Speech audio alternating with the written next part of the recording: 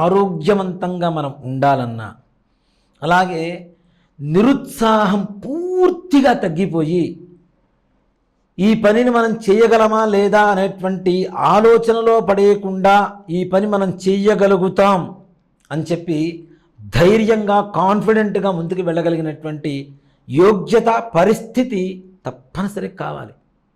చూడండి, 10th క్లాస్లో ఒక మార్కు వచ్చిందని చెప్పి ఆత్మహత్య చేసుకునేటువంటి పిల్లలు, భార్యాభర్తల మధ్యలో చిన్న గొడవ వచ్చిందని బ్రేకప్ చెప్పుకునే పిల్లలు గట్టిగా అరిస్తే తల్లిదండ్రులు అరిచారని చెప్పి ఇంట్లోంచి చెప్పకుండా వెళ్ళిపోయే పిల్లలు, అనేక రకాలుగా ఇవన్నీ కూడా నిరుత్సాహాలేనన్న. ఏ పని కావటం లేదు, ఎక్కడ చేయి పెడితే అక్కడ బంగారం పట్టుకుంటే మట్టి అయిపోతుంది. నిరుత్సాహంగా ఉంటున్నాం. ముఖ్యంగా ధైర్యే సాహసే లక్ష్మి అని చెప్పి మన పూర్వీకులు చక్కగా చెప్పారు. ధైర్యంగా చేస్తే, సాహసోపేతంగా ముందుకు వెళ్తే తప్పనిసరిగా జయం మనదే. మరి అలాంటి జయాన్ని ఇచ్చేటువంటి వాళ్ళు ఎవరున్నారు మనకి? సాక్షాత్ శ్రీ శ్రీ శ్రీ శ్రీ ఆంజనేయ స్వామి వారు.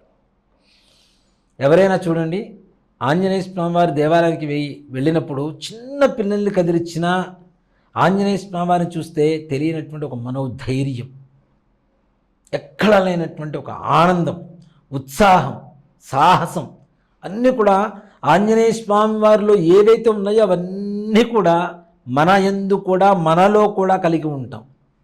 అంత సంపూర్ణమైనటువంటి ఒక ధైర్యమైనటువంటి సాహసమైనటువంటి లక్షణాలు కలిగినటువంటి దైవత్వం సాక్షాత్ శ్రీ ప్రసన్నాంజనేయ స్వామి వారి. ఆయన ఒక్కసారి స్మరిస్తే చాలు. ఇక్కడ ఇంకో గమ్మత్తు ఏంటంటే, ఆంజనేయ స్వామి వారిని స్మరించాలంటే ముందుగా రాముల వారిని స్మరించాలి.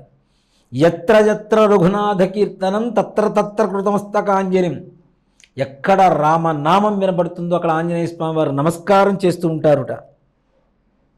అంటే రామభక్తుడు కదా, ఆంజనేయ స్వామి వారిని ప్రసన్నం చేసుకోవాలంటే ముందుగా రాముడిని తలుచుకొని జై హనుమాన్ అని చెప్పి చిన్న పిల్లలు అనమనండి, వాడు జై హనుమాన్ అని చెప్పి చిన్నగా అనరు, గట్టిగా పిలుస్తారు.